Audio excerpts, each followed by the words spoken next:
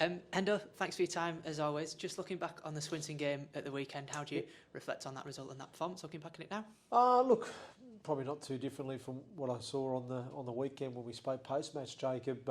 Look, I was really pleased with the overall performance of the team. I thought we took a step forward in terms of performance levels. When you compare it to the week before against Barrow, I thought it was a better overall performance from the team.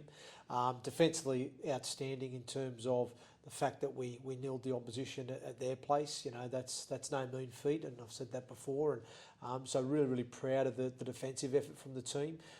Again, I thought we really front-loaded our energy in those effort areas as well, which was great. And I thought Swinton never really troubled us too much, but that was off the back of our good defence. So at the end of the day, when you're putting pressure on teams defensively, it does restrict their opportunity to get on the front foot and to play the brand of rugby they'd like to play. So it's a credit to our team for that.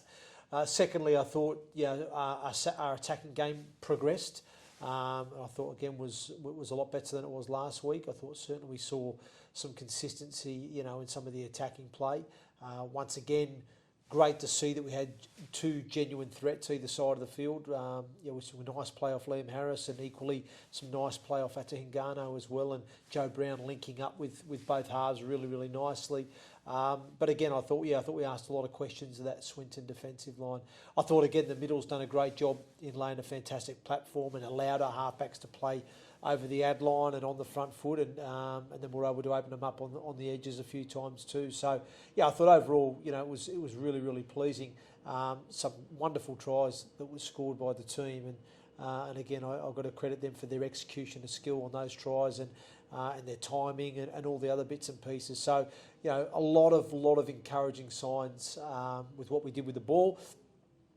But ultimately, we're not satisfied with the overall performance, and I know that as a group, when we addressed it in our video review tonight, we'll be talking the same sort of things. That I think there was an opportunity there to post more points. I think a little bit of our execution did let us down at times. But again, that's me being a pretty hard critic on them. I think a 40-0 win away from home at Swinton at this stage of the season, with where we're currently at, I think it's a fine performance.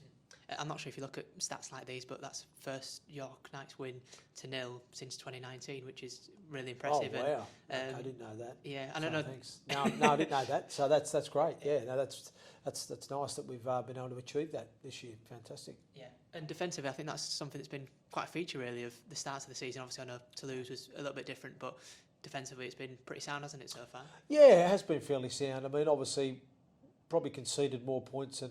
Personally, as a coach, I would like to have conceded at this stage of the season, but I certainly think we've made some strides going forward with our defensive game, and I think the players are understanding the system now, and I think to a degree buying in and delivering on that system, and we're still making that work as well, and still coming to grips with it. But we've obviously spent quite a bit of time in the pre-season, working on that defensive side. I know as a coach that.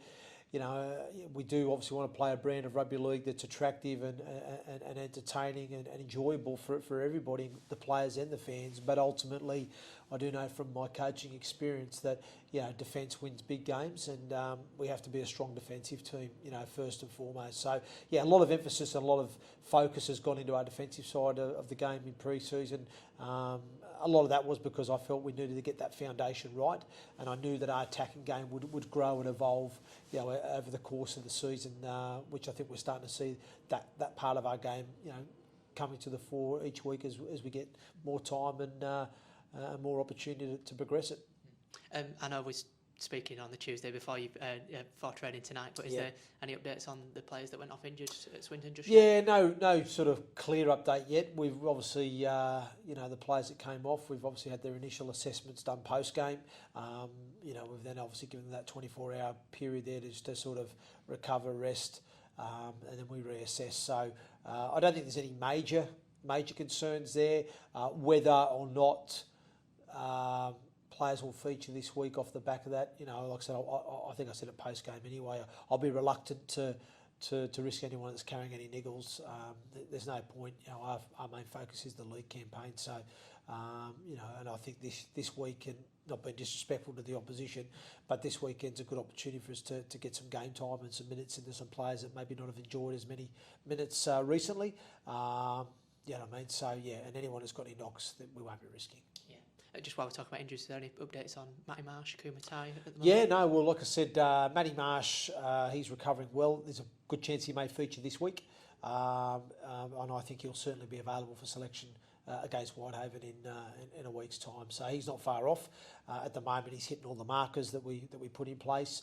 And like I said, there is a chance he could be available as soon as this week. So, but again, if he's not quite there, I'll pull him back. There's no point risking him or anything like that. So, but there's a chance he could be there this week. But more than likely he'll be available for selection. Whether he gets selected or not is another question. But he'll be available for selection come Whitehaven.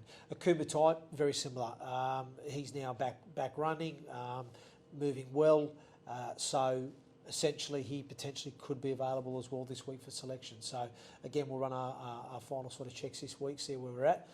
We may see a couple of new faces in to have a look at this week. Yeah, and you mentioned a chance to rotate the squad and perhaps give some of the younger players a 100%. Chance who stood strong in that Toulouse game, didn't they, away from home? 100%, and these are the sort of games that you can do that, and you should do that as a coach. I think, at the end of the day, we have a development plan for our younger players, and you've got to, as a coach, pick the right games for those players to go into, to have a look at them and assess where they're at.